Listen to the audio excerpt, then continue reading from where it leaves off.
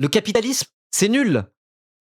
Comment on change les choses? J'étais pas inspiré pour mon intro, donc je me suis contenté de lire le titre de la vidéo qu'on va regarder maintenant. C'est un react. C'est un react à la dernière vidéo de H que vous connaissez peut-être. Si vous ne connaissez pas encore, bah, allez découvrir, allez vous abonner là tout de suite. Du super contenu, des super essais vidéo vraiment vraiment très chouettes. J'en ai regardé pas mal. Je sais pas si j'ai déjà react en live. Souvent c'est des vidéos qui peuvent durer 1 heure, des assez longues vidéos. Et c'est des vidéos que je préfère regarder tranquillou dans mon coin pour en profiter plutôt que qu'ils react où après ça va durer des heures et des heures et des heures et des heures. Vous voyez? Donc je crois que c'est la première fois qu'on react à du H, mais en tout cas, allez vous abonner. Voilà. C'est vraiment très très bien. D'ailleurs, je mets le lien de la vidéo maintenant dans le chat, comme ça sera fait. Hop. Hop. Hop. Hop. Hop. C'est bon. Et donc voilà, c'est une vidéo sur... Je sais pas ce qu'il y a dans cette vidéo. Le seul truc que je sais, c'est qu'il y a écrit « Le capitalisme, c'est nul, comment on change les choses ?» Je ne sais rien de plus de cette vidéo, je ne sais pas exactement de quoi ça va parler, mais je pense que ça va être bien. Voilà. Convaincre, l'entraide, la politique, conclusion. Donc je pense que ça sera bien un react pour justement nous-mêmes se poser la question, bon, comment changer les choses, comment on fait? C'est désespérant, on vit dans un monde désespérant. Le capitalisme gagne chaque jour et on se fait niquer. On se fait niquer en permanence. On a beau se battre, on a beau ne pas baisser la tête, bon, on n'a pas l'impression d'être en train de gagner. Donc qu'est-ce qu'on fait? Qu'est-ce qu'on fait?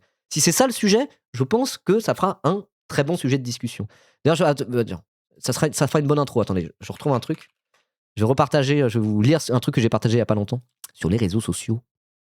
C'est où? Voilà, vous savez que je suis un fan de Disco Elysium, même si je n'ai pas fini Disco Elysium, la honte, mais j'aime trop l'univers. J'ai repartagé ça il n'y a pas longtemps. 0,000% du communisme a été bâti. Des tueurs d'enfants diaboliques, des milliardaires tueurs d'enfants diaboliques dirigent toujours le monde avec un sourire de mange-merde. Tout ce que tu as réussi à faire, c'est te rendre triste.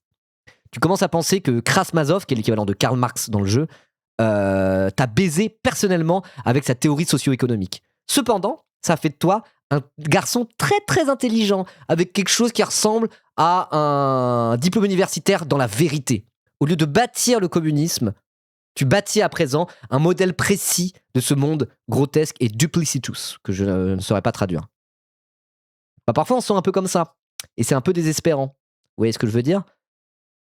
Donc qu'à en dire H? Est-ce que ça rejoint là ce que je suis en train de dire, sa vidéo, ou pas? On verra, en tout cas on va regarder ça maintenant, et allez vous abonner à sa chaîne si ce n'est pas déjà fait.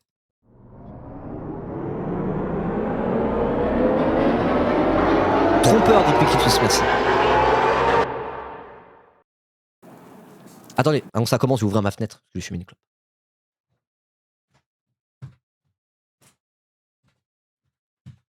H prouveuse un peu? Oh là là. C'est quoi de pas être une prouveuse alors?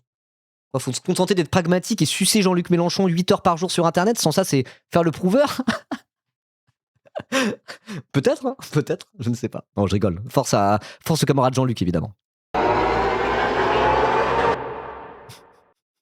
C'est pas contre toi, Ponce Pilaf. Salut. Y a pas de souci. Moi c'est H et je suis un peu connu pour faire des vidéos de 2 heures plutôt badantes. Du coup je me suis dit, cette fois, je vais essayer de faire une vidéo qui est courte, claire et optimiste. Justement, ça fait quelques temps que mes croyances, elles commencent à évoluer. Pas tant que ça, je suis toujours pour le communisme et pour la révolution, mais que je commence à avoir de nouvelles croyances. Des croyances... C'est bien ça, c'est la ligne. Pour moi, c'est le minimum syndical d'être communiste en 2026. Vous n'êtes pas communiste? Bah devenez communiste, qu'est-ce que je voulais dire? Mais après, une fois que t'as dit je suis communiste, c'est vrai que t'as un petit peu rien dit, quoi. Vous voyez ce que je veux dire? Mais déjà, c'est une bonne base. Mais à partir de là, qu'est-ce que tu fais? Il y a 1000 manières d'être communiste. Et surtout que ça, c'est une sensibilité politique, c'est un prisme de lecture du monde, surtout. Vous voyez? Mais à partir de là, qu'est-ce qu'on fait? Tu dis, bah ok, ouais, je suis communiste, antifasciste, tout ce que tu veux. Tu sais te positionner, tu sais comment lire les événements qui viennent à toi. Mais une fois que t'as dit ça, t'as un peu rien dit, quoi. Voilà. Ça dépend de quel communisme on parle. Non, mais communisme au sens large. Au sens, la lutte des classes est le moteur de l'histoire, le problème c'est le capitalisme, il faut socialiser les moyens de production d'une manière ou d'une autre pour avoir la paix entre les peuples et la fin de l'exploitation de l'homme par l'homme. Voilà. Communiste au sens large, quoi. Voilà, que vous soyez un tanky stalinien chelou, un trotskiste un peu relou ou quoi que ce soit d'autre, voilà. Je dirais même socialiste avec un grand S, plus que communiste à proprement parler. Mais socialiste, c'est un mot qui a été trop galvaudé par la gauche réformiste traître, comme le PS typiquement. Même que le mot communisme a été galvaudé aussi en France, mais peu importe, quoi. Donc moi, je trouve le mot communisme, au moins, il est encore plus clair. Mais voilà, la base de la base, effectivement, ça reste d'être socialiste avec un grand S, donc en mode, voilà, lutte des classes, le problème, c'est la propriété privée des moyens de production par la bourgeoisie, etc., etc. Alors, quand je dis c'est la base, c'est le minimum syndical. Ça veut pas dire il faut être classe first, c'est le seul truc qui compte. Mais voilà. Déjà, c'est la base de la réflexion, le prisme de lecture qu'on a. Mais une fois qu'on a dit ça, on n'a pas dit grand-chose, effectivement. Je suis toujours pour le communisme et pour la révolution, mais que je commence à avoir de nouvelles croyances, des croyances qui commencent à guider un peu tout ce que je fais, et j'avais jamais pris le temps de les expliquer clairement. Alors, aujourd'hui, j'aimerais vous parler de la question peut-être la plus importante en politique. Comment est-ce qu'on change les choses ? Question importante. Et vous savez qui a écrit un livre qui s'appelle Que faire pour l'interrogation ? Qui est un peu le même genre de question. Que faire ? Comment on change les choses ? Lénine, un certain Vladimir Ilyich Ilyanov. Et oui, c'est une question centrale de fou. Hein. Que faire ? Lui, il a décidé de faire la révolution bolchevique. C'est une bonne idée, je pense. Si vous êtes ici, il y a de bonnes chances pour que vous ayez des convictions plutôt de gauche. Oui. Souvent, nos trajectoires, elles se ressemblent. Quand on n'a pas grandi dans un milieu déjà politisé, à une certaine période de notre vie, on commence à entendre des discours à la télé, sur Internet, autour des médias qu'on consomme, ou alors par un ami, par un collègue, par un syndicaliste, par un bénévole dans une asso ou un truc du genre. Et là, on réalise que la méritocratie, elle n'existe pas.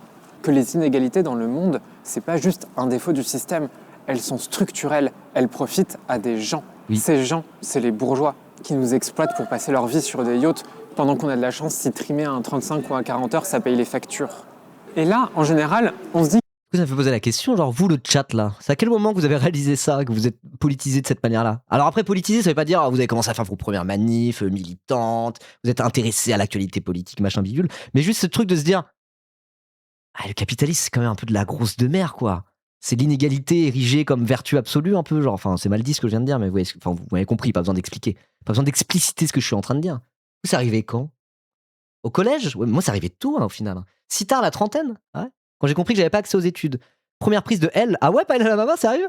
J'étais politisé après avoir pris du LST. C'est fou ça. C'est Docteur Zoé Dubus. Alors l'autre Docteur Zoé, il y a deux Docteur Zoé. C'est Docteur Zoé Dubus qui aimerait bien lire ça. C'est marrant ça. Lycée. Très tard, aux européennes. Genre l'année dernière, Banane Splendide. Ah ouais. Mais là, ça me fait plaisir, tu vois. Qu'il y a des gens qui soient politisés assez tard. Genre il y a 1 an ou 2, et là, ils traînent sur mon live et tout. Parce que parfois, j'ai l'impression que moi je suis là, je parle à des convaincus, etc., etc. Et surtout qu'on a tendance à avoir l'impression que tous les gens qu'on a sur son live, c'est un peu des versions différentes de toi, mais voilà, moi j'ai l'impression que tout le monde suit la politique depuis aussi longtemps que moi, que tout le monde a des parcours un peu analogues, mais en fait pas du tout, pas du tout. Moi ça fait quand même longtemps que je suis politisé, et moi je ne sais pas exactement d'où vient ma politisation, mais j'ai toujours eu un intérêt pour le communisme. Je me suis toujours dit, mais le communisme ça a l'air bien, non ? Vraiment, je me suis toujours dit ça. Je me suis dit, mais attends, le communisme, c'est tu crées une société pour être le plus égaux possible. Bah c'est bien, non ? Moi, je sais pas, je me suis toujours dit ça à l'époque du collège. J'avais déjà une forme de sympathie, une forme d'intérêt, de curiosité pour le communisme, et même pour l'esthétique soviétique. Je sais pas trop pourquoi. Quand j'étais au lycée, j'étais pas très très politisé, mais je l'étais quand même. Et à un moment donné, mon fond d'écran, c'était pas mon téléphone portable, j'avais un lecteur MP3 qui lisait le FLAC. Je l'avais pris, c'était un Cowan S9, pour ceux qui se souviennent de cette marque-là, pour écouter de la musique. Et mon fond d'écran, c'est une affiche de Lénine. Je l'avais mis juste parce que je trouvais ça trop classe. J'étais pas vraiment léniniste, mais j'avais déjà un peu cette sensibilité-là, quoi. Et je sais pas exactement d'où ça vient. Je sais pas exactement d'où ça vient. Il y a certains trucs de mon rapport à l'injustice ou à l'extrême droite, je pense savoir d'où ça vient, mais sinon, je sais pas trop. Voilà. Est-ce qu'il y en a comme ça aussi, où vous savez pas pourquoi, mais vous avez l'impression de toujours avoir été plus ou moins communiste sur les bords ? Je sais pas, hein. Tôt, quand je parlais des métiers de mes parents, je crois. Ok. Depuis la première présidentielle de Macron. Ah oui, il y en a, c'est quand même bien plus récent que moi. L'audiophile qui veut qu'un MP3 peut lire des flaques. Oui, c'était ça. J'avais eu ça pour Noël, et après mon anniversaire, après j'avais eu un casque Grado SR80i. Voilà. Pour ceux qui connaissent. Ma petite phase audiophile. Ouais, ça dépend de ta classe sociale aussi. Hein. Mais moi, après, on peut arguer que je suis petit bourgeois. Je pourrais très bien ne pas avoir ces idées-là. Mes parents sont pas communistes. Ouais. Je suis pas un enfant de communiste. Mes parents sont pas militants ou quoi que ce soit. Après, je viens d'une famille qui a une sensibilité de gauche, mais plus limite centre-gauche, quoi. Après, mon daron, en vrai, il connaît assez. Il a vraiment l'intérêt pour l'histoire. Moi, il y a un truc sur lequel mes parents, ils sont carrés, ils ont toujours été carrés, et ça a participé à la manière dont je me suis politisé, c'est le rapport à l'extrême droite, quoi. Mes parents, ils ont ce truc de boussole antifasciste, ils sont en mode l'extrême droite, c'est des nazis, point. Voilà. Là-dessus, ils tortillent pas du cul à dire oui, mais Marine Le Pen a changé, c'est plus le machin. Là-dessus, ils sont sur la même ligne que vous et moi, quoi. Vous voyez ? Donc, il y a des trucs où je sais que ça vient de ma famille d'une certaine manière, ou même de la sociologie de ma famille. Par exemple, moi, je sais que dans ma famille, j'ai des gens qui n'ont pas ma classe sociale, quoi. J'ai des oncles et des tantes qui n'ont pas de thunes, quoi. Ils sont des prolos.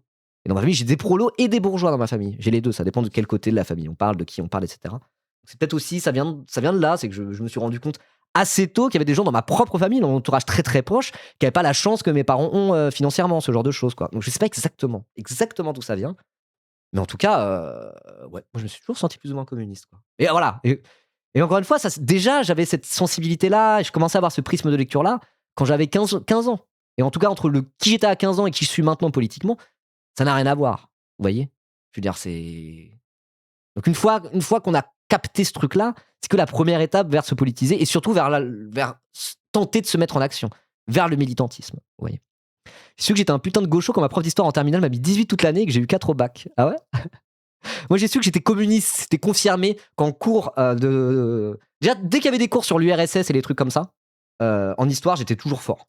Parce que ça m'intéressait. Et j'ai eu la grande chance, et j'ai pas du tout révisé pour le bac d'histoire, j'ai un peu rien glandé de l'année, j'étais un peu un élève glandeur. J'ai eu la chance de tomber sur la fin de l'URSS. C'était mon sujet en histoire quand j'ai passé le bac. Et j'ai eu une super note. J'ai quasiment pas fait la partie géo.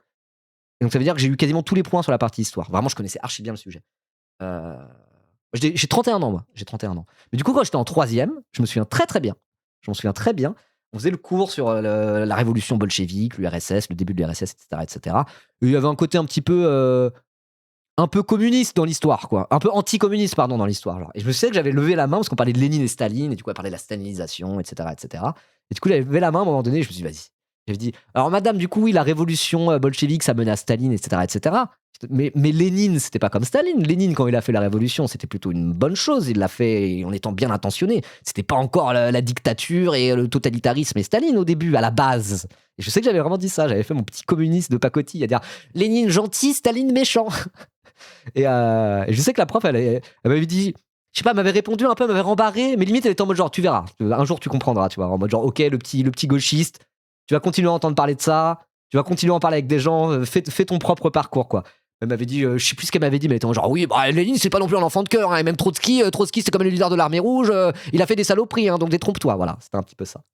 Mais déjà, en 3e, j'avais 14 ans. Non, c'était pas Nathalie Arthaud, ma prof. J'avais 14 ans et je me souviens avoir levé la main pour défendre Lénine. Mais je sais pas d'où sort cette espèce de sensibilité à me dire le communisme, c'est un petit peu basé, quoi. Je sais pas. Enfin bon, bref, voilà. En tout cas, effectivement, c'est la première étape dans une vie militante, c'est ça. C'est commencer à avoir ce prisme de lecture. Voilà. Il faut changer les choses. Un prisme de lecture qui est plus, même là, dans ce qu'a dit H, plus anticapitaliste à proprement parler que communiste. Anticapitaliste, c'est faire un constat. Communiste, c'est commencer à avoir un début de solution. Pour moi, c'est ça la différence. Et d'ailleurs, certains communistes disent que l'anticapitalisme, ça n'existe pas. Si t'es anticapitaliste, t'es communiste, point. Moi, je suis assez d'accord avec ça. Mais bon. Ils disent que c'est en votant, il y en a qui se disent que c'est en faisant la révolution. Mais là, c'est pas directement de ça que je veux parler. C'est d'un truc un petit peu avant. Parce que ce soit en votant ou en prenant les rues, dans tous les cas, tant qu'on est tout seul, on risque pas d'aller très loin. Oui. En général, la première réaction, c'est de se dire on va convaincre du monde. Si je suis là, c'est parce que je suis tombé sur des discours de gauche. Donc le NPA n'est pas un parti. Le NPA, ils sont communistes. Hein. C'est juste qu'ils ont mis anticapitaliste pour dire que ça dépasse le simple cadre des luttes communistes historiques en France, quoi. Qu'ils essayent d'agréger d'autres luttes qui sont pas directement communistes. Mais après, en vrai, tu vas dire à un mec du NPA, vous êtes communiste, il va pas te dire non, alors actuellement, on n'est pas communiste, on est anticapitaliste. Pour moi, l'anticapitalisme implique le communisme, mais que le NPA choisisse de mettre anticapitaliste plutôt que communiste dans leurs mots, c'est plus pour élargir à d'autres sujets qui, historiquement, sont parfois pas assez intégrés dans le mouvement communiste français. Voilà, c'est plus ça, je dirais. Et l'anarchiste dans tout ça? L'anarchiste, ça marche aussi. Oui, non, anarchiste ou communiste, effectivement. J'avoue que j'ai un peu pas pensé aux anarchistes là-dedans. Mais c'est pour ça que le terme socialiste avec un grand S, avant que le mot soit détruit par les réformistes et le PS, il marche bien. Parce que voilà, quand je dis ça, j'englobe le communisme et l'anarchisme dans un même truc qui est en gros admettre que c'est la lutte des classes, que la bourgeoisie exploite le prolétariat et que c'est ça le cœur du problème, on va dire. Du monde. Si je suis là, c'est parce que je suis tombé sur des discours de gauche. Moi aussi, il faut que j'en parle. Alors on en parle un peu partout, à des amis, en famille, au taf, sur Internet. Et Internet, il aime bien qu'on parle. Internet, il nous récompense quand on prend position sur un petit peu tout. Et puis, il nous montre d'autres gens qui parlent, et qui parlent bien, et qui discutent toute la journée de comment convaincre plus de monde. Alors on les partage, on commente, on rentre dans le débat, parce qu'il faut s'identifier à l'enfant. Il y a des anarcho-communistes par ailleurs. Oui, tout à fait. Mais voilà, je disais je vais changer de mot, plutôt socialiste au sens de Karl Marx. Voilà. Comme ça, j'englobe tout le monde dedans. Voilà. D'un réformiste jusqu'à un révolutionnaire, d'un anarchiste jusqu'à un communiste. Bref. Il faut faire un petit peu comme lui. Et très vite, on se retrouve toute la journée le nez dans des débats sur comment convaincre plus de monde. Et on commence à tester un petit peu toutes les positions pour voir ce qui marche. Depuis notre petite chaise, on fait des calculs sur ce que ressentent les gens. On voit des gens qui glissent à droite. On n'en est pas si loin parfois nous-mêmes, vu qu'on se tord un petit peu dans tous les sens. Et puis, au final, le soir, on éteint l'ordi, on lâche le tel et tout est noir. Rien n'a avancé. Et juste, on se lèvera le lendemain et on tentera une nouvelle combinaison en espérant que cette fois, ça marche. Oui. Bah, en tant que streamer politique, je me sens vraiment concerné. Mais souvent, les vidéos de H, je les regarde, je suis en mode genre, ah, ok, ouais. J'avoue. Je me sens souvent concerné par ces vidéos. La dernière sur la gauche YouTube, pareil, je la regardais en mode genre, ah, ça parle un peu de moi aussi. Ça parle pas directement de moi, évidemment, mais ça parle d'un sujet dans lequel je suis totalement inclus, quoi. Voilà. Donc oui, effectivement, il y a ce côté-là, t'es là, bah, typiquement mon live, il y a ce côté comme ça, genre, on vit dans un monde qui est triste et dur, et moi j'arrive et je fais un peu des blagues, je fais un peu le clown, tout en décrivant la montée du fascisme et l'horreur dans laquelle on est, et ça fait une espèce de zone de décompression, au moins on est ensemble, et on se dit, ah, ça donne un peu de courage, mais c'est vrai que quand le live se termine et que la vie reprend, est-ce qu'on a vraiment avancé ? Je ne sais pas. Je ne sais pas. Mais je pense pas que ça serve à rien pour autant. Dans tous les cas, juste avoir une zone où on est ensemble pour serrer les coudes, rien que ça, c'est pas rien. Rien que ça, c'est vraiment pas rien. J'aimerais pas dire que tout ça ne sert à rien parce que on n'est pas en train de transformer la société par l'organisation collective. Déjà, avoir cette zone-là où on est ensemble et on se serre les coudes, je pense qu'il y a plein de gens aussi qui utilisent les lives pour ça, parce qu'ils n'ont pas forcément plein de camarades à proximité chez eux, ou ils n'ont pas forcément possibilité de sortir énormément pour tout un tas de raisons diverses et variées. Et donc ça, c'est déjà très utile. C'est déjà très utile. Mais il faut pas non plus se voiler la face en se disant qu'on est en train de transformer la société, nous ensemble sur ce live. Ce qui veut pas dire que ça sert à rien pour autant. Voilà. C'est une politique qui nous rend misérables. Il y avait une époque où je commençais à rentrer dans ce mindset. J'étais devant mon écran avec un micro, un setup. J'avais plus qu'à trouver quoi dire pour plaire aux gens. Je passais un peu d'un truc à l'autre. Je me refaçonnais sans cesse pour trouver ce qui plairait. L'impasse de cette méthode, c'est qu'à un moment donné, tu te retrouves dans la situation où tu te rends compte de ce qui plaît, c'est être insoumis. Et je dis pas ça, moi je soutiens LFI, comme vous le savez, je vote Jean-Luc Mélenchon depuis 2012, je ferai probablement leur campagne en 2027, il n'y a pas de souci là-dessus, je m'en cache pas. Mais il y a quand même ce truc qui, moi, me frustre un petit peu, c'est que dans l'écosystème actuel de l'internet français de gauche, là, ce qui est décrit de voilà, je me trouve, j'ajuste, je vois ce qui marche, je vois ce qui parle aux gens, etc. Il y a un côté où tu te retrouves un peu coincé à être un militant insoumis, point à la ligne. Enfin, pas forcément, mais il y a cet aspect-là sur Internet qui, moi, me gêne un peu, pas parce que j'aime pas LFI, mais parce que je sens que même mon modèle économique et mon modèle de streaming se retrouvent quand même intimement liés au fait de sucer ou pas un parti électoraliste que je soutiens par ailleurs. Vous voyez ? Moi, ça, c'est un truc qui me gêne un peu, j'en parle assez souvent. Mais quand je dis ça, c'est pas pour critiquer LFI, c'est plus pour critiquer comment faire de la politique sur Internet, faire de la création de contenu de gauche sur Internet en France en 2026 maintenant, et aussi conditionné par ça, quoi. Donc ça peut prendre plusieurs formes de se dire, je sais pas du coup où ça mène toute cette histoire, mais pour moi, ça prend un peu cette forme-là. Et je dis ça... Encore une fois, je réaffirme mon soutien à LFI par ailleurs. Je savais plus trop en quoi je croyais. Je savais plus trop qui j'étais. Je perdais tout contact avec moi-même. Je me sentais seul. J'étais pas juste mal, je perdais toute boussole politique. L'idée de libération, on n'en parle même plus. Elle devient secondaire derrière le fait de convaincre, de dire n'importe quoi, tant que ça a une odeur vaguement de gauche, et qu'on réussit à se convaincre nous-mêmes que c'est le truc que les gens écouteront. C'est la politique coupée de la praxis. On a beau se donner un air radical, on a la même vision des choses qu'un cadre du PS. Pour changer les choses, il faut accéder au pouvoir. Pour accéder au pouvoir, il faut convaincre. Et pour convaincre, il faut adapter son discours, sa com, mettre de l'eau dans son vin, faire des compromis. Et puis bon, l'idée de libération, ça devient un objectif dans, 30 ou 40 ans. Ça devient quasiment un obstacle et plus le moteur. Peut-être que quand on parle comme ça d'accéder au pouvoir, on se fait une idée un peu trop simpliste de ce qu'est le pouvoir. Ça rejoint quand même pas mal de débats qu'on a, je trouve, sur Internet ces derniers temps. Vas-y, je vais regarder la suite, c'est intéressant. Il y a une phrase que je trouve super importante dans les diapos de bienvenue de l'OST. Et si vous aimez pas l'OST, c'est pas grave, c'est pas un spot de pub. Cette phrase, elle décrit des trucs qui étaient là. Moi, je vais faire un spot de pub pour l'OST. Force à l'OST, l'organisation de solidarité trans. J'ai un sticker sur moi, tiens, je vous le montre. Ah non ? Non, je l'ai pas. J'ai oublié de le coller sur mon truc à stickers. Ah bah voilà, je vais recouvrir Off Investigation avec le sticker de l'OST. Incroyable. Donc l'OST, oui, c'est l'Organisation de Solidarité Trans, c'est un collectif bien à gauche, bien révolutionnaire, bien anti tout ce que vous voulez, mais avant tout, du coup, de défense des droits des personnes trans et d'entraide. Et l'entraide est extrêmement important là-dedans, quoi. Voilà. Merci Lala du 25, bonne année! Bonne année Lala du 25, ton 29e mois d'abonnement déjà. Aïe aïe aïe. Trop bien. Bien avant et qui seront là bien après l'OST. Vous pouvez la prendre et partir avec. Et cette phrase, c'est « L'autosupport, c'est la lutte sur le court terme. La lutte, c'est l'autosupport sur le long terme. » Attends, je vais réfléchir à ça. L'autosupport, c'est la lutte sur le court terme. La lutte, c'est l'autosupport sur le long terme. Gamberge. Hashtag Gamberge. Ok, ouais. Intéressant. Et qu'est-ce que ça veut dire autosupport? Moi, j'ai utilisé le mot de entraide avant, mais autosupport, c'est pas totalement entraide, quoi.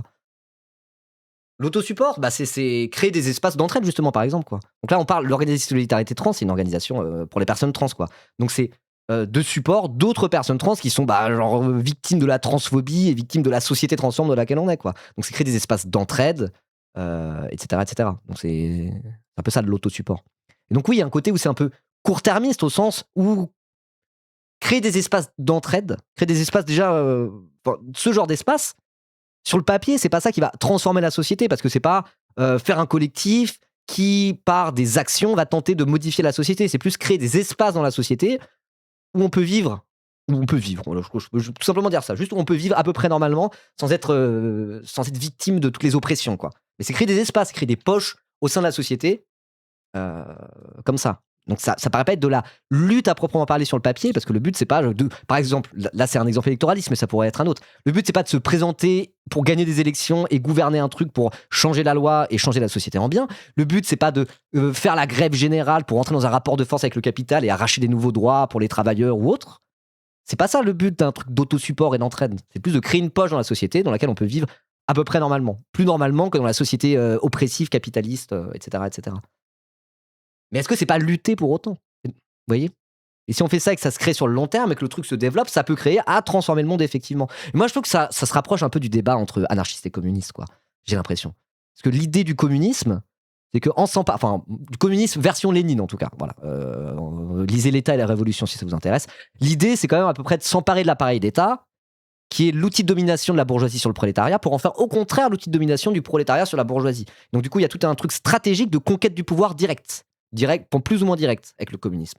Là où les anarchistes se disent l'État bourgeois, c'est l'État, et c'est pas en s'en emparant que ça va changer les choses, parce que si on s'en empare, on va être retrouvé dans les mêmes contradictions de pouvoir et on pourra pas changer les choses parce que l'État est voué à créer de la domination. Et donc au contraire, il faut plutôt créer des poches, il faut plutôt déjà créer un déjà là de la société qui est souhaitable, avec par exemple l'exemple de la ZAD, ça peut en être un, quoi, en faisant de l'autosupport, justement, des espaces qui soient déjà socialistes au sens de Marx, socialiste avec un grand S, dans la société. Et à partir de ces espaces qui sont parfois dans les marges, à partir de là, petit à petit, construire le communisme ou le socialisme, vous appelez ça comme vous voulez, mais en partant d'espaces qui existent déjà dans la société capitaliste. Là où le communisme veut plus s'emparer de l'État, d'une manière ou d'une autre, pour créer le communisme en gouvernant, quoi. Vous voyez ce que je veux dire? Et là, je trouve que ça rejoint un peu ça, le truc de autosupport, lutte. Est-ce que les deux sont vraiment totalement séparés ou pas? Je sais pas. Je suis plutôt carrément d'accord avec l'anarchie, avec un système communard plutôt que le communisme. Moi, de base, je suis plutôt communiste parce que je me dis, c'est bien de faire des espaces comme ça, de déjà là socialistes, comme des anarchistes pourraient faire ce genre de méthode. Et c'est très bien, il faut le faire et je suis pas contre. Mais j'ai quand même, moi, de base, ma sensibilité, c'est de se dire, vraiment, si tu veux le communisme, il faut que ça soit dans le monde entier à minimum. C'est le monde ou rien, un peu, le communisme. Un pays communiste isolé dans un monde capitaliste, ça donne Cuba, ça donne des embargos, un rapport de force économique du capital contre les pays qui tentent le socialisme, et ça fonctionne pas. Donc à ce moment-là, oui, le but, c'est de s'emparer de l'appareil d'État et essayer de transformer le monde intégralement pour que le communisme puisse exister. Donc moi, de base, c'est ça ma sensibilité. Mais c'est vrai que je me dis, au final, est-ce que le débat, il est même si intéressant que ça, aujourd'hui, en 2026? Je sais pas. Et les deux sont pas forcément incompatibles. Je sais pas. Là-dessus, je suis pas sûr. Donc c'est pour ça que je prends ce qu'il dit dans cette vidéo, ça m'intéresse. Donc en tout cas, revenons à la phrase. La phrase, c'était quoi? C'était l'autosupport, c'est de la lutte à court terme, et la lutte, c'est de l'autosupport à long terme. Ok. Support, c'est la lutte sur le court terme. La lutte, c'est l'autosupport sur le long terme. Oui, après, le but de l'anarchie, c'est pas de rester dans son coin, c'est détruire l'appareil d'État. Mais c'est presque en concurrençant l'appareil d'État, en créant des espaces où on se passe déjà de l'État, quoi. Voilà. Ça, par exemple, l'anarcho-syndicalisme, comme il y a eu en 36 en Espagne, c'est une forme d'anarchisme où, voilà, le but, c'est pas de s'emparer de l'État pour créer le communisme, ou l'anarchisme, en fait, c'est pareil, une société sans classe. Le but, c'est de s'emparer des entreprises par les syndicats pour créer déjà des entreprises socialisées, à l'économie socialisée comme dans le communisme, mais en passant par les entreprises. Et à la fin, si toutes les entreprises sont socialisées, on a déjà une économie socialisée, et en fait, l'État va finir par suivre. C'est un peu cette idée-là. Un communiste, il va être on s'empare de l'appareil d'État, et une fois qu'on a l'appareil d'État, on socialise l'économie. Vous voyez, c'est dans un sens ou dans l'autre. Mais les deux se rejoignent, et en tout cas, c'est la même finalité. La finalité, c'est faire une société sans classe, sans domination, sans oppression et sans exploitation de l'homme par l'homme, quoi. Voilà. Reconnaître qu'un pays communiste isolé est voué à l'échec, mais forcé pour le communisme en France. Ah, moi, je force pour le communisme dans le monde, hein, pas en France. Hein. Donc, si le communisme devient dirigeant en France, on devient un pays catastrophique. Bien. Bah non, le but, c'est de rentrer dans un rapport de force, par exemple, à l'échelle de l'Union européenne et de l'Europe, pour tenter de. Bah, après, je dis ça parce que je suis un trotskard. Hein.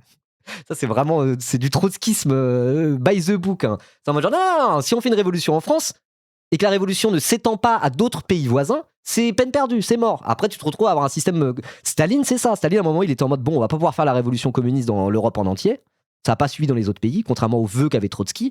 Donc, normalement, ce qu'on va faire le communisme, le socialisme dans un seul pays. La doctrine de Staline qu'il a fait au moment où il s'est vraiment, au début de la bureaucratisation de l'URSS et tout, la doctrine qu'il a créée, c'est le socialisme dans un seul pays. Mais ça donne le stalinisme à la fin, vous voyez. Donc, moi, dans l'idée, moi qui suis communiste, dans l'idée, c'est pas juste d'avoir une France communiste dans un monde capitaliste. Non. L'idée, c'est que faut faire germer l'étincelle quelque part, quoi. Si ça se fait dans un pays ou un autre, très bien. Le but, c'est que les autres pays suivent. Et si dans un rapport de force, on peut se retrouver à avoir, je sais pas, ne serait-ce qu'une Europe communiste, ça serait déjà un très bon début pour tenter de faire tout le reste du monde, quoi. Voilà. Mais là, on parle de choses qui sont très dézoomées, quoi.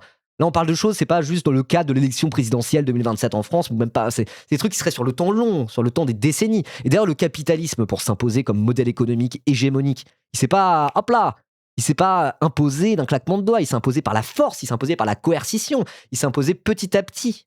Vous voyez? Et si un jour on a un monde communiste, ce que moi je souhaite, car je suis communiste, et ben pareil, ça sera pas en un jour. Mais il faut bien partir de quelque part. Et si on doit partir du cadre français, ainsi soit-il, mais on ne doit pas rester cantonné au cadre français.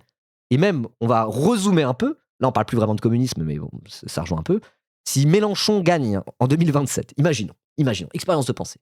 Mélenchon gagne en 2027. Et moi, dans l'idée, le but, c'est pas de s'en arrêter là, c'est pas de se dire, c'est bon, on a gagné, maintenant on va avoir des meilleures lois dans notre pays et un meilleur système économique. Ça sera peut-être le cas, parce que moi, je suis persuadé qu'un modèle un peu plus keynésien, de relance par l'investissement écologique, etc., ça serait une bonne chose, même isolé.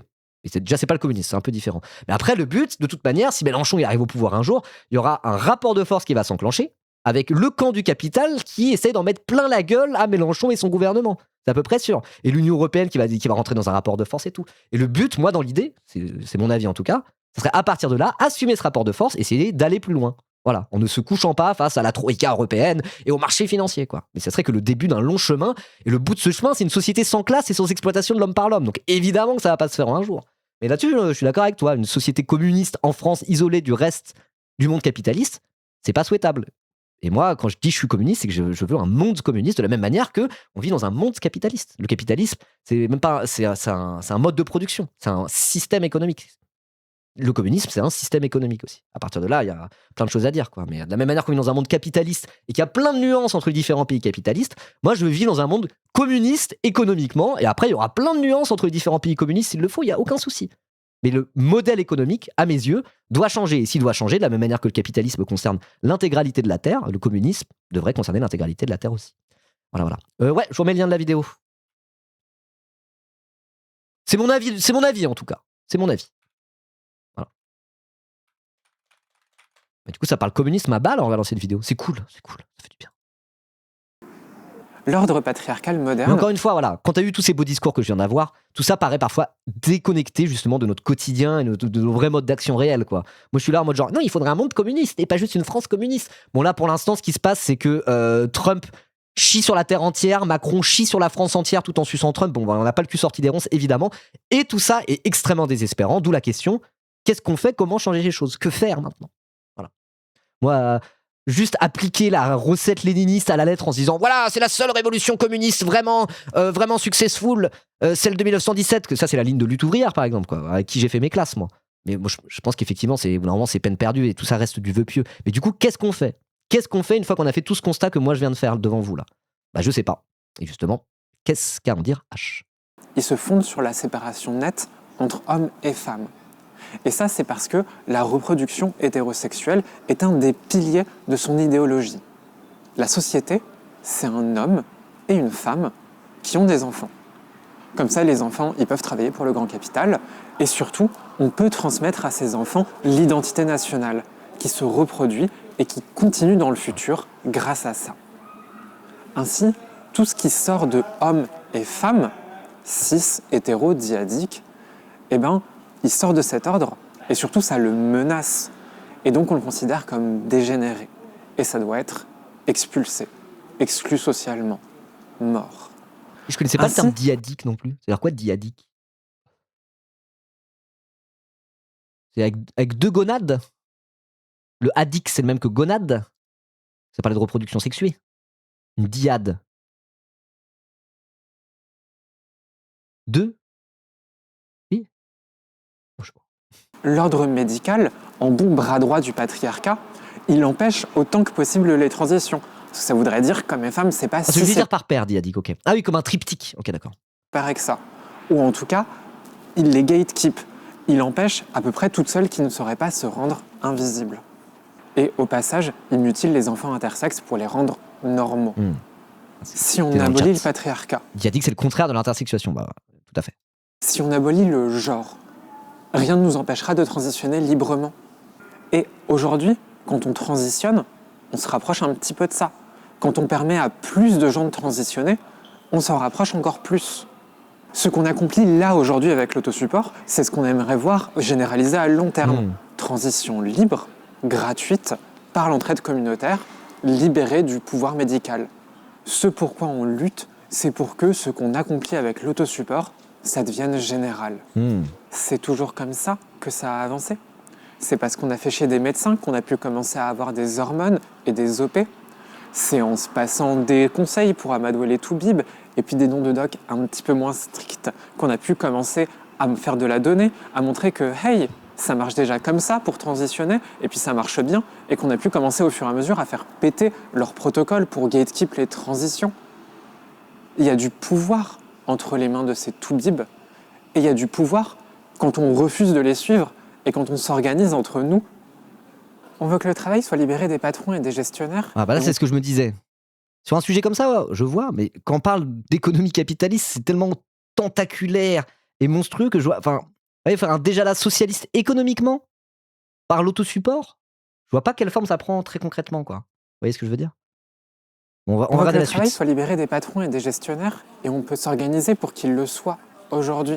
On veut abolir les frontières et Enfin, on si, peut ça serait quoi? Ça serait créer des structures économiques dans lesquelles on est professionnel, par exemple, qui ne soient pas des entreprises avec pour but de faire du profit. Et puis après, si ça se généralise assez, ou normalement ça peut faire pression sur le système capitaliste dans son ensemble, ça serait ça. aider aujourd'hui des gens à immigrer, à choper l'asile et des papiers. On veut que les meufs puissent se barrer quand leurs mecs sont immondes et on peut leur donner aujourd'hui les moyens psychologiques et matériels de se tailler. On veut que tout le monde ait à bouffer et on peut commencer à faire à bouffer à tout le monde.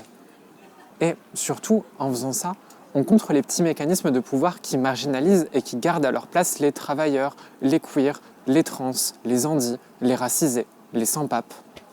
Ok, donc du coup, pour revenir à l'aspect économique, ça serait en mode la soupe populaire, ça gêne les intérêts de la grande distribution directement en fait.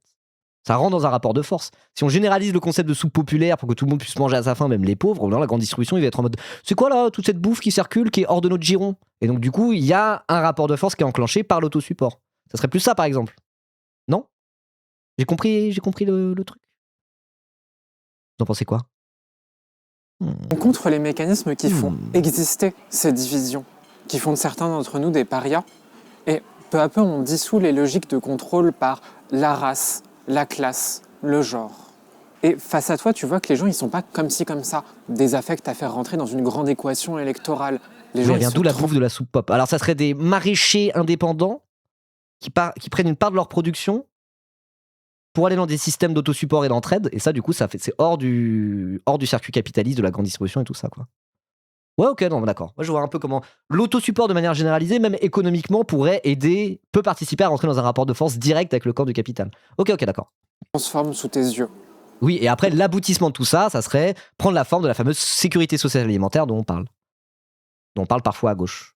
Et si on a une sécurité sociale alimentaire, par exemple, ça veut dire que une bonne partie de l'alimentation, à un niveau en tout cas un peu fondamental, suffisamment pour se nourrir et vivre, après on n'aura peut-être pas les meilleurs petits plats, mais peu importe, passe hors de l'économie de marché. Et donc du coup, ça fait un monde qui est de fait un peu plus socialiste qu'avant. C'est le cas en France, c'est le cas avec les soins en partie et avec la retraite en partie, parce que la retraite par répartition. Même s'il y a une part qui est privée, les mutuelles existent quand même, quoi. Ok. Ok. Je dis rien de révolutionnaire. Dans les années 60, les Black Panthers, ils se sont ancrés avec des programmes d'autosupport, les fameux petits déjeuners gratuits, les patrouilles de défense, mais aussi des cliniques de santé autonomes pour contrer le racisme du système de santé américain. C'est comme ça qu'ils ont commencé à montrer que cette vie communiste, elle était faisable, elle était déjà là, mais elle était réprimée violemment par l'État américain. Innombrables sont les mouvements révolutionnaires, communistes ou anarchistes, avant ou après, qui ont pris racine dans l'organisation et dans l'autosupport. C'est la base. Bien sûr que tout l'autosupport n'est pas révolutionnaire. C'était le grand travail de l'État dans les 50 dernières années de reprendre le contrôle sur l'associatif.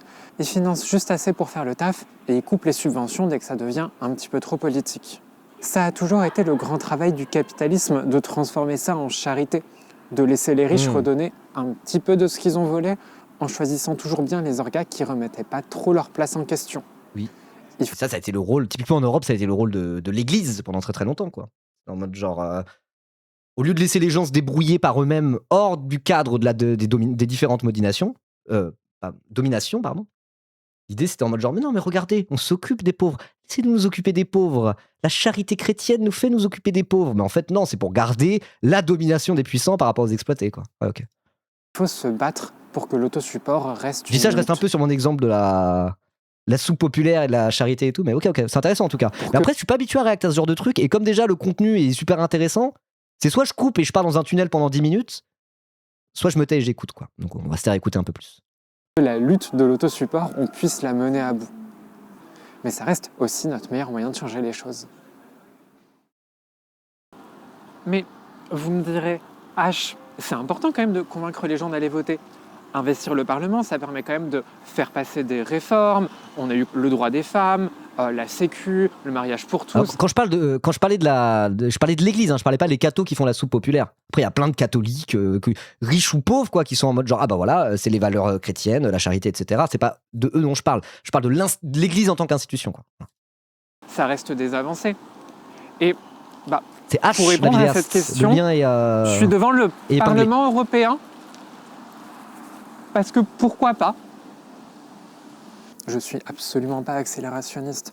On aura beaucoup plus de marge pour faire la révolution depuis une démocratie à peu près libérale que sous l'extrême droite. Et chaque petit progrès qu'on réussit à arracher, il nous fait avancer dans cette marche-là. C'est ce que je dis depuis le début. Seulement, même si on regarde le problème sous cet angle-là... Ok, c'est une sorte d'électoralisme, quoi. Bah, c'est le truc, enfin, moi c'est un truc que je me suis toujours dit, que je me suis vraiment toujours dit, mais depuis le début du moment où j'ai commencé à être un peu militant, pas où juste j'étais politisé, le moment où j'ai commencé à me mettre un peu en action, et je l'ai raconté souvent, le moment où j'ai vraiment commencé à me mettre un peu en action politiquement, ça veut pas dire que je me suis mis à faire des piquets de grève tous les 4 matins et tout, mais le moment où j'ai commencé à faire mes premières manifs, le moment où j'ai commencé à parler avec des militants, de traîner un peu dans des milieux militants, rien que ça, c'est un avant-après qui est assez formidable, hein. Bah, c'était avec mon fameux pote de lutte ouvrière, qui m'a quand même beaucoup participé à ma formation politique, etc., etc. Et dès le début, c'était un débat que j'avais avec lui sur le fameux truc réformiste versus révolutionnaire. Ça rejoint un petit peu là, parce que là, il parlait d'électoralisme et d'autosupport. Ce sont deux approches qui sont vraiment très différentes, quoi. Mais en fait, pourquoi ne pas faire les deux ? Alors, en tant que militant, tu peux pas faire les deux à la fois. À un moment donné, il faut choisir, quoi. Mais enfin, ceux qui font des choses qui ne sont pas électoralistes sont censés être complémentaires de ceux qui font des choses électoralistes. Heureusement qu'on a une gauche électoraliste en France qui est assez forte et qui permet d'avoir une gauche institutionnelle qui tire pas trop la gueule. Et je parle de LFI quand je parle de ça. Donc, évidemment, c'est pour ça que, y compris les révolutionnaires, de nos jours, ils soutiennent, ou au moins en soutien critique, un peu LFI. Ou au moins face à la répression, ce genre de choses. Même des gens qui sont en mode Mélenchon, c'est la politique bourgeoise, c'est une impasse, etc., etc. Quand les LFI se prend la répression fasciste en pleine gueule, eh ben ça soutient, quoi. Vous voyez, en tout cas, il y a plein de gens qui se disent on peut jouer sur les deux tableaux. Mais pour ça, déjà, il faut se laisser jouer sur les deux tableaux. Il faut que ceux qui soient dans une logique révolutionnaire, une logique d'autosupport, une logique d'auto-organisation, une logique qui n'est pas réformiste, qui n'est pas électoraliste, bah laisse les électoralistes le faire, et il faut aussi que les électoralistes laissent les révolutionnaires faire, quoi. C'est un peu en mode les deux peuvent se compléter. Moi, c'est l'idée que j'ai. Alors peut-être c'est un peu naïf et demi-habile, j'en sais rien, quoi. Mais c'est pour ça que ça m'énerve, les gens qui sont terminal électoralistes, et que quand on parle de trucs ultra importants, ils ramènent ça à la présidentielle. Je trouve que ça, c'est une faute politique que de faire ça. Une faute politique que de faire ça. Dire, oh là là, regardez les partis révolutionnaires, machin bidule, ils empêchent Mélenchon d'accéder au second tour ou je ne sais quoi. Pour moi, c'est se tromper. C'est une faute politique que de dire ça. Voilà. Mais de la même manière que des gens qui seront révolutionnaires et qui sont en mode genre, oh là là, les réformistes, les LFistes, machin bidule, ils font partie du problème, de Marine Le Pen à Mélenchon et existe l'arc bourgeois, c'est aussi un problème. C'est aussi un problème. Dans les deux sens. Dans les deux sens. Et moi, c'est des débats que j'ai pu avoir avec des communistes révolutionnaires qui considèrent que Le Pen et Mélenchon, c'est quasiment la même chose. Je parle de mon pote de vélo, et c'est des débats que j'ai pu voir sur internet dans l'autre sens avec des gens terminali électoralistes qui pensent que des Anas Kazib et compagnie, c'est juste des machines à perdre qui ne servent à rien et des bandeurs. Genre, dans les deux sens, ça m'énerve en fait. Genre. Mais j'ai l'impression que ma position en réalité, elle est plutôt consensuelle, mais si elle est plutôt consensuelle, dont acte, à ce moment-là, on le fait pour de vrai, quoi. Voilà. Chacun sa place, dans tous les cas, on est plus efficace là où on se trouve, le plus important. Tout à fait, voilà. Faut pas se forcer à être un. Typiquement, moi je pourrais me dire. Le réformisme est une impasse, mais je ne me verrais pas, je serais incapable d'aller tracter à 8h du matin devant des usines. Je suis un petit bourge, je suis un petit bobo. Je ne peux pas aller tracter devant des usines à 8h du mat pour la glorieuse révolution communiste. Je ne me sentirais pas à ma place, ça n'aurait pas de sens. Je ne le ferais même pas. Tandis qu'être là, à faire mon truc un peu médiatique, un peu clownesque, un peu starifié aussi d'une certaine manière sur Twitch, en tout cas, ça fait que je me suis mis plus en action que si je l'avais pas fait, quoi. Vous voyez ? Donc chacun trouve là où il est bon. Et qu'on se coordonne entre nous et qu'on arrête de se chercher des noix, ça serait déjà un bon début, quoi. Voilà. Ça sert pas à rien l'électoralisme, évidemment, mais c'est pas l'alpha et l'oméga non plus. Ce progrès qu'on réussit à arracher, il nous fait avancer dans cette marche-là. C'est ce que je dis depuis le début. Seulement, même si on regarde le problème sous cet angle-là, on retombe sur les mêmes choses. Si le mariage pour tous est passé, c'est pas parce que les socialistes ont toujours été pour la #inclusivité et ils attendaient juste d'avoir un président pour pouvoir faire passer la loi. C'est parce que nous, les PD, les trans, les gwyn, on a passé des années, même quand notre existence elle était interdite, à se faire des réseaux pour se soutenir, pour se retrouver déjà, pour s'embrasser et pour survivre. Et qu'un jour, on a réussi à faire assez de bruit pour que ça devienne une position cool à tenir. Si Mélenchon est devenu antiraciste, c'est pas par magie. Oui. Et ça. Merci de le rappeler. Merci de le rappeler. C'est parce qu'il y avait des militants, même pas que des militants, il y avait des gens en fait. Il y avait quelque chose dans la société française, mais la société d'un peu partout, qui fait qu'à un moment donné, LFI a senti ce truc-là et a fait sa fameuse mue antiraciste aux alentours de 2018, quelque chose comme ça. Voire un peu avant, ça, entre 2015 et 2018, c'est à peu près à ce moment-là. Mais c'est pour plein de raisons. C'est plein de raisons. Mais c'est qu'il y a des gens qui militaient et ils militaient même pas pour que la France insoumise devienne antiraciste. Mais du coup, à un moment donné, quand le peuple parle, un bon parti, est censé l'écouter, sentir le truc et s'adapter. Et pour moi, j'ai déjà dit, pour moi, c'est la force de la France insoumise. C'est ça. C'est qu'à un moment donné, ils écoutent ce que les gens ont à dire, quoi. Ils écoutent ce que le peuple a à dire. Voilà. Mais c'est pas arrivé au pif, quoi. Déjà, même un truc dont on parle jamais, mais il y aurait pas eu Black Lives Matter aux États-Unis. Ça aurait été assez différent. Parce que le moment où ça aussi a commencé à émerger de manière aussi pas consensuelle, mais aussi massive, l'antiracisme en France, il y avait déjà des antiracistes avant, évidemment, quoi. Mais le moment où c'est devenu un peu incontournable à gauche, c'était aussi dans la foulée du mouvement Black Lives Matter aux États-Unis. Moi, je me souviens que c'était en 2015 ou en 2016, je crois. Il y a eu des immenses manifs en France et c'était vraiment manif Black Lives Matter, quoi. Et après, il y a eu plein d'autres trucs, mais en fait, il y a eu plein de gens qui ont participé à cette mue antiraciste de LFI de l'extérieur, en indépendance par rapport à ces partis-là. Mais c'est parce que c'est des gens qui sont en mode genre, voilà, on est des personnes racisées, on n'a pas envie d'être victimes du racisme, on se bat. Et après, ça change les choses. Mais c'est vrai que ça change les choses. Le but, c'était pas de convaincre, le but, c'était d'exister avant tout, quoi. Voilà. Avec les 100 000 personnes qui se déplaçaient pour... Mais on en revient un peu à ce que je disais. Comment t'appliques ça à changer le modèle économique ? Sachant qu'un modèle économique, comme le capitalisme, c'est tellement une structure gigantesque qui régit l'intégralité des rapports économiques dans le monde, ça paraît infaisable, quoi. Comment par l'autosupport, tu rentres dans un rapport de force frontal avec le capitalisme financier ? Ça, j'ai du mal à mettre le doigt dessus, genre. J'ai du mal à imaginer ça, mais probablement que c'est une possibilité. Traoré chaque semaine en 2020. Même les plus modérés le disent. C'est pas par magie, et ça a probablement quelque chose à voir avec les 100 000 personnes qui se déplaçaient pour Adama Traoré chaque semaine en 2020. Oui, mais c'était même avant 2020. Hein. Le collectif Adama, c'est 2016, je crois que ça a été créé. J'en parlais avec Onibakou de ça il y a pas longtemps. Le collectif Adama, c'est... Attendez. Je crois que c'est 2016. Hein. Ah non, il est mort en 2017. Non, c'est après. Comité Vérité Justice pour Adama. Ah si, c'est fondé le 3 octobre 2016, donc c'est même un petit peu avant. Mais oui, ça fait partie des premiers trucs parce que les violences policières racistes, etc. etc. Oh, attendez, c'est le moment. Bonjour Babef18, comment ça va aujourd'hui? J'espère que ça va. Bonne année, non, c'est déjà dit bonne année la dernière fois. Allez, c'est le moment, c'est l'heure, tout le monde dit bonjour Babef18 dans le chat. J'espère que ça va. Faut que je change la musique parce qu'après je me fais strike par YouTube comme un couillon. Ah bah la propriété intellectuelle, bien sûr. Mais oui, là, sur l'antiracisme en France, c'est un peu ça. Il y a eu le mouvement Black Lives Matter aux États-Unis, qui a après un peu pris en France, au même moment où il y avait le collectif pour Adama qui était créé. Et de la même manière que Black Lives Matter, c'est un collectif qui est né en réaction à des meurtres policiers racistes, et ben on a eu un meurtre policier raciste en France à ce moment-là, et c'est aussi pour ça que ça a aussi bien pris. Parce qu'il y avait un élan mondial en fait pour parler de ces sujets-là, qui a été relayé en particulier par le collectif Adama dès 2016. Et après, ça a bouillonné, et au final, LFI a fait sa mue antiraciste à peu près à ce moment-là. Sachant qu'il y a aussi, en France en particulier, le sujet de l'islamophobie, et pour beaucoup, le point de non-retour sur la gauche sera antiraciste, anti-islamophobie ou ne sera pas, c'est la fameuse manifestation de 2019 organisée par le CCIF, qui a été dissous depuis, la fameuse manif où Ruffin avait foot, blablabla. Et là, ça a été un peu un moment de bascule dans la gauche institutionnelle française, représentée par LFI. Vous voyez? Mais avant ça, il y a eu déjà tout le mouvement Black Lives Matter et tout le travail qu'avait fait le collectif Adama. Voilà. Donc ça sort pas de nulle part, quoi. Ça sort pas de nulle part. Et à aucun moment donné, que ça soit Black Lives Matter aux États-Unis ou le collectif Adama en France, le but c'était de convaincre Jean-Luc Mélenchon de changer la ligne de la France insoumise. En effet, le but là, c'était pas de convaincre. Et pourtant, ça fait bien plus avancer les choses que de juste tenter de convaincre des gens pour une éventuelle victoire électorale, quoi. Ça, c'est bien vrai. Même les plus modérés le disent. Le Parlement, c'est un reflet de la société civile. Et souvent pas un très très bon reflet.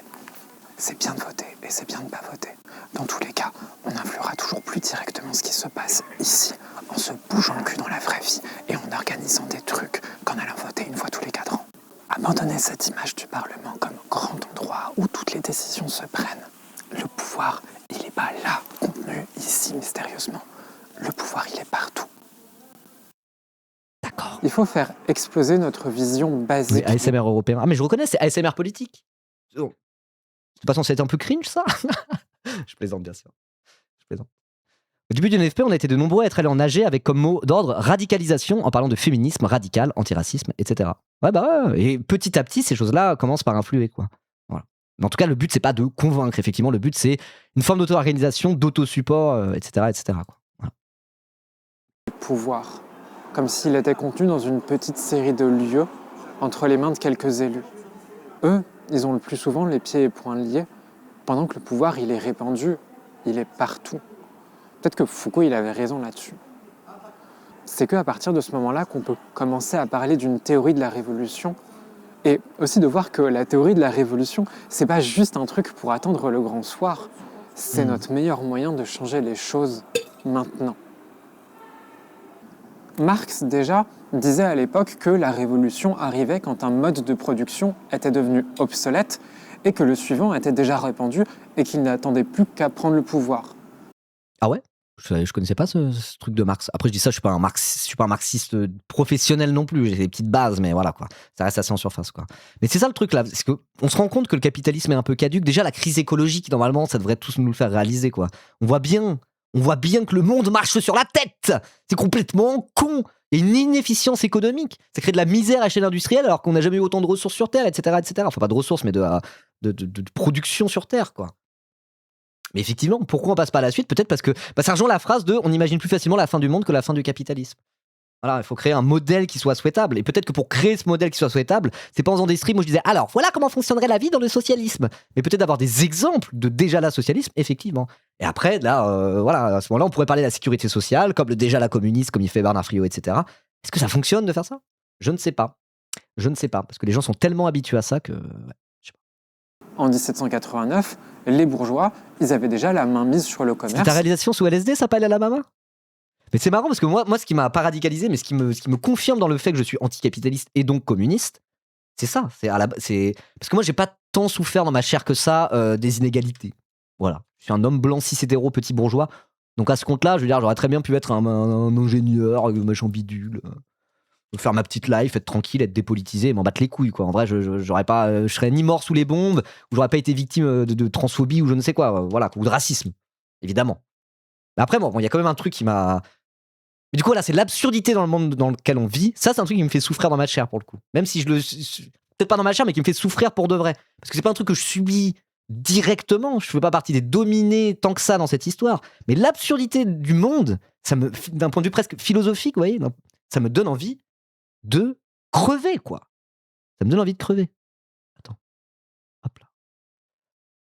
Voilà. Et le fait de m'emmerder dans un bureau en ayant l'impression de gâcher ma vie, ça, c'est un truc que j'ai vécu dans ma chair. Ça m'a rendu quasiment dépressif et alcoolique, cette histoire. Donc voilà. Mais c'était lié, c'est parce que mon existence me semblait absurde.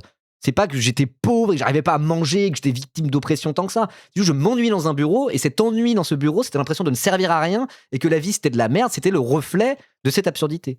Donc c'est vrai que la réalisation que le modèle de production capitaliste crée un monde qui est pas souhaitable et un monde qui est absurde, ça peut être une manière de se radicaliser, peut-être plus pour ceux qui ne subissent pas directement les oppressions de ce monde, quoi.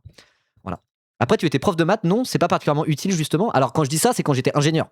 Apprenti ingénieur dans une boîte, enfin ingénieur entre guillemets, hein, j'avais fait une petite école de bas niveau, hein, tout en bas du classement, et je me faisais chier dans un bureau, quoi. Et après, justement, je me suis dit, vas-y, faut que je fasse quelque chose. J'ai quitté mon taf, j'ai passé le CAPES pour être prof, et avoir un métier qui me semblait un peu moins absurde, même s'il y a des vrais problèmes à l'éducation nationale, évidemment, où c'est compliqué, hein. Évidemment, évidemment. Mais c'était beaucoup moins absurde. C'était beaucoup moins absurde que mon métier dans mon bureau et je me prenais moins l'absurdité de l'existence directement dans la tête. Je voyais les problèmes structurels à l'éducation nationale. Je voyais encore cette société capitaliste moche. Oui, c'est l'ISTI à Mantes que j'ai fait, tout à fait, Raph. Tout à fait, c'est ça l'école que j'ai fait. Et voilà, parce que tu vois qu'effectivement, les inégalités, dès la naissance quasiment, tu les vois quand t'es prof, quoi. Tu vois les enfants de prolo qui galèrent à l'école, les enfants de Bourges qui sont là pour valider le fait qu'ils auront le droit d'avoir un bon métier plus tard. Tu le vois, ça, tu vois tous les dysfonctionnements, tu vois la laideur de la société capitaliste quand t'es prof, qui est confrontée au jour le jour. Certes, mais je sentais moins cette absurdité. Voilà. Bref. Il y a un commentaire. Il y a un commentaire anticommuniste. Bonjour Ibo, que penses-tu du lien entre le PCF et l'infâme Staline pendant une bonne partie du XXe? On parle souvent des liens avérés entre les nazis et le FN, mais rarement des liens entre le PC français et Staline. Tu sais pourquoi on parle moins des liens entre le PC et Staline? Parce que ils ont fait leur autocritique, tout simplement. Moi je suis trotskiste, hein. Moi je suis trotskiste, tu verras pas Staline dans les différents mecs que j'ai mis là. Moi je défends pas Staline, hein. Et le PCF stalinien complètement soumis au Comintern de la 3e internationale, il y a certains moments où ça craint du cul, hein, notamment à la guerre de 36, la révolution espagnole. Staline, il a pas fait ça pour le. Il a commencé à prêter des armes, etc., etc. Et c'était pour noyauter le truc et qu'il n'y a pas une vraie révolution socialiste qui éclate en Espagne, qui fragiliserait l'hégémonie dans dans le monde communiste, on va dire, qu'avait Staline, quoi. Ah oui, donc ils ont avoué, c'est bien. Non, ils n'ont pas avoué, ils ont avoué pour changer. C'est ça la différence. Avant de changer, avant d'évoluer, avant de faire le bilan, de prendre acte du bilan que tu fais pour évoluer, la première étape, c'est de ne pas se voiler la face et de ne pas mettre les choses sous le tapis. Les communistes, ils l'ont fait. C'est ce que j'ai dit plusieurs fois. Quand tu es communiste, la base de ton engagement, la première question que tu te poses, c'est « Attends, mais le communiste, ça a quand même fait des millions de morts, Staline, c'est un tyran. » Tu es obligé de te poser cette question-là pour te positionner derrière. L'extrême droite, leur stratégie, c'est de dire on n'est pas d'extrême droite, donc ça n'a rien à voir. Mais moi, je ne suis pas stalinien et je pense que le PCF aurait dû être moins stalinien. Voilà, quoi. Tout simplement. Et il ne leur restait plus qu'à dégager le féodalisme pour imposer leurs lois. On ne peut pas savoir ce qui en arrière. Hop. disait à l'époque que la révolution arrivait quand un mode de production était devenu obsolète et que le suivant était déjà répandu et qu'il n'attendait plus qu'à prendre le pouvoir. En 1789... On fera d'autres débats sur Staline et le trotskisme et tout. Là, j'ai envie de parler de ça un peu en ce moment. Les bourgeois, ils avaient déjà... Je vois qu'il y a des gens un peu tanky à mon goût sur Internet. Je ne m'y attendais pas. Moi, je pensais que tout le monde était un gros trotte. En fait, non. La main mise sur le commerce et il ne leur restait plus qu'à dégager le féodalisme pour imposer leurs lois. On ne peut pas savoir ce qu'il y aura après le capitalisme. Mais c'est en commençant maintenant à organiser un mode de production et de reproduction nouveau qu'on finira par le rendre obsolète et qu'on réussira à le faire tomber. Mais peut-être qu'au fond, on s'en bat aussi un peu les couilles de Marx. Ah. Aujourd'hui, je suis une femme. Je sais que nos transitions, on les gère bien mieux entre nous, par l'autosupport, sans l'ordre médical derrière. Je sais qu'on gère bien mieux la production sans patron. Je sais que ça ferait du bien d'ouvrir les frontières, parce que tout ça, je le vois tous les jours. Je sais que toutes les conneries sur les gens, ils sont comme ci, comme ça, il faut leur dire ça pour qu'ils s'écoutent, c'est de la merde. Déjà, les gens, ils t'écoutent pas. Tu les écoutes et tu leur fais à manger au passage. Savoir tout ça, ça me rend heureuse et ça me donne de la force pour me lever le matin et aller lutter. Hmm. J'ai souvent le sentiment d'être impuissante. Je suis pas de Paris. Ici, le milieu militant, il est petit, une constellation d'assauts et d'orgas qui se retrouvent un peu toujours autour des mêmes dates. Et on réussit à faire des trucs, hein. On réunit des gens, le milieu il grandit, on commence à avoir quelques victoires. Mais mon quotidien, il ressemble plus à une série d'interorgas où tout le monde arrive déjà fatigué de sa semaine, à des longues permanences où on s'en tire bien si on a réussi à aider 2-3 personnes, qu'à des grands discours devant une foule en délire. Cette année, j'ai pris du harcèlement violent. Oh, la flemme de répondre à ce message. Dis-moi pourquoi l'Afrique est encore en retard alors qu'elle dispose de toutes les ressources pour pouvoir se développer. Parce que les ressources ont été pillées pendant 300 ans par l'Occident. Genre, c'est quoi cette question? Ah là là, allez. Groupé, des menaces graves. En Il y vrai, avait genre, des semaines- juste, quand on regarde une vidéo qui n'a rien à voir avec ça, quand vous posez des questions sur les trucs qui n'ont rien à voir, surtout quand c'est le premier message dans le chat, je le vois direct, du coup j'ai envie de répondre. Mais là, du coup, j'essaie d'être concentré sur ce qui est dans la vidéo qui n'a rien à voir avec ton message. Voilà. des grands discours devant une foule en délire. Cette année, j'ai pris du harcèlement violent, groupé, Pas du tout, les ressources ont été échangées. Attends, je vais échanger des ressources avec toi aussi là. Hop là. des menaces graves. Il y avait des semaines où je réussissais pas à sortir de chez moi. J'étais complètement incapable de tenir des engagements associatifs. J'arrivais à peine à travailler sur H. Mes vidéos, elles devenaient obscures. Les gens les trouvaient peu accessibles et désespérantes. Il y avait de l'espoir derrière, mais ouais, c'était Bresson. Et ça me faisait du mal que ce soit le seul visage que la dépression me laissait montrer. Mais vous avez quoi tous? Et que penses-tu des différences de QI entre les pays? Attends, j'en pense ça, bouge pas. Si tu veux parler de ton QI inférieur à la plupart des gens, oui. Je pense qu'il y a un problème avec ça. Allez, tu es banni Séon. Oh là là, Et la front page. Hein. Des fois, ça me fait du La bien. front page, ça arrive en mode la colonisation a apporté du bien à l'Afrique et de toute façon, vous avez un QI inférieur, donc c'est bien fait pour eux. Oh là là, moi je réponds poliment à des gens qui arrivent et qui sont en mode genre vous êtes des staliniens, le couteau entre les dents et la bave aux lèvres, les bolcheviques et tout. Je réponds gentiment pour dire voilà, moi, à mon avis, pour essayer de pas brusquer des gens, on ne sait jamais, parfois ça marche. Et derrière, ça parle de la carte des QI, mais wesh, allez. Me plonger dans le discours et de me dire ouais putain on a trop raison et puis on est 1 million d'abonnés, la révolution elle est là, genre c'est demain. Je suis high pendant une demi-heure et puis ça part et puis c'est pire. La théorie, elle devrait pas être là comme échappatoire à ce sentiment d'impuissance. Elle devrait nous montrer comme on n'est pas impuissant. Elle devrait être là pour nous montrer comme ces petits actes de solidarité, ils sont importants. Elle devrait nous donner les outils pour les faire grandir, pour les organiser, pour les coordonner, pour créer une nouvelle organisation sociale à partir de là. La théorie, elle devrait se coller à notre pratique, lui donner du sens, lui ouvrir des portes, et puis se fondre dedans et s'effacer.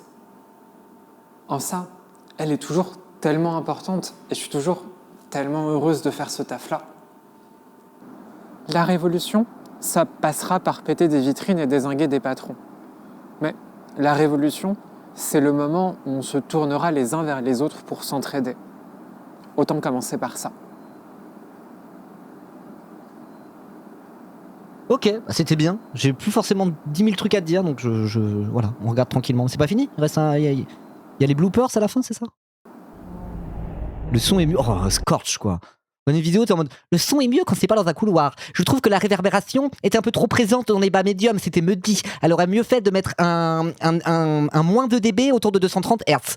Oh là là, les DJ ingé son, là, vous êtes insupportables. Oui, moi aussi j'ai remarqué que quand on était dans l'escalier, là, c'est quel plan? Moi aussi j'ai remarqué que quand on était dans l'escalier, il y avait une réverbération de zinzin. Et je me suis dit, oulala, Et on réussit on à croirait faire... presque une plated reverb. Mais je l'ai pas dit! Je l'ai pas dit, je garde ça pour moi, ça intéresse 2 personnes, c'est toi et moi, tout le monde s'en bat les couilles à part ça. Pardon. D'ailleurs, on va peut-être se capter bientôt, Scotch. J'ai vu que tu faisais un DJ set là à Lille samedi soir.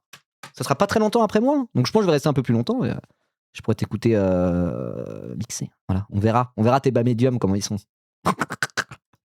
Bon, pardon, allez, la fin du coup.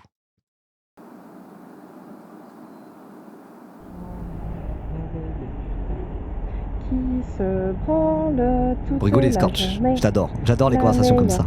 Puis ça me déconcentre, je vais en parler aussi. Non, c'est juste le générique. Bah, c'était bien. C'était bien. Après, moi, ce genre de vidéo, je regarde toujours en me disant, ouais. Et puis à la fin, j'ai un espèce de sentiment de. Ah, ça reste un peu abstrait. Du coup, comment on fait pour abattre le capitalisme par l'autosupport? Du coup, j'arrive pas bien à le dire précisément. C'est toujours un peu frustrant ce genre de vidéo, mais elle est bien. Elle est très bien. De toute façon, H, validé à 100%. Évidemment.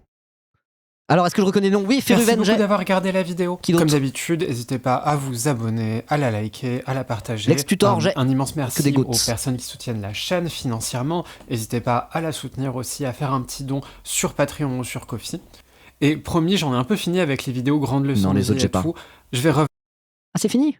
Attends, parce que moi, ça fait deux vidéos d'affilée où je le prends personnellement, H. Hein. J'aime beaucoup ton contenu, mais là, ça fait 2 vidéos d'affilée où je suis en mode genre, peut-être que je fais fausse route quand même. Oh non.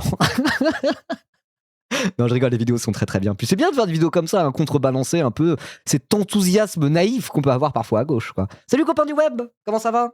Bonne année. Bonne année. Alors, t'es tombé au pile le bon timing pour refaire la DA, parce que je ne sais pas pourquoi Twitch m'adore maintenant et je suis en front page dès que je stream. Dès que je stream le matin en tout cas. Alors là, on est en front page, donc du coup, vraiment, il y a beaucoup de gens qui ont pu voir ta DA directement en front page de Twitch quasiment tous les jours. Merci beaucoup. Revenir très vite à du H plus classique avec de l'analyse culturelle. J'ai un premier script qui est déjà écrit, tout prêt à être tourné, et on est déjà en train de préparer un autre tournage aussi. Du coup, il va y avoir des trucs en ce début d'année. Merci beaucoup d'être là et prenez soin de vous. Oui, prenez soin de vous. L'année le demande, hein, parce que là, 2026, vénère. Hein.